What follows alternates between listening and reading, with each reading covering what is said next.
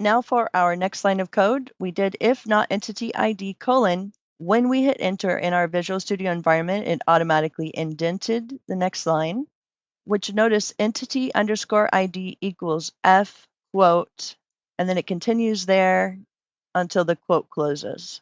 Now it's important to note it's the F first and then the quote.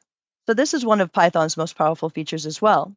The string starting with the letter F right before the opening quote creates what's called an F string. Python's most modern and elegant way to embed variables and expressions directly into text.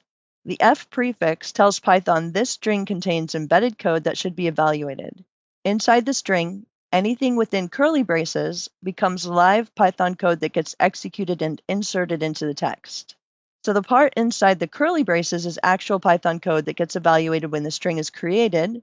Python calculates this expression and inserts the results directly into the string. It creates dynamic text that changes based on your program's current state. So instead of having static text, your strings can include real-time calculations, variable values, and formatted data. F strings are faster, more readable, and more maintainable than older methods like the dot format in parentheses or percentage formatting. If you've had any previous experience with Python a few years ago, you might have seen that a lot of times. This is not the way anymore. Nowadays, it is F string.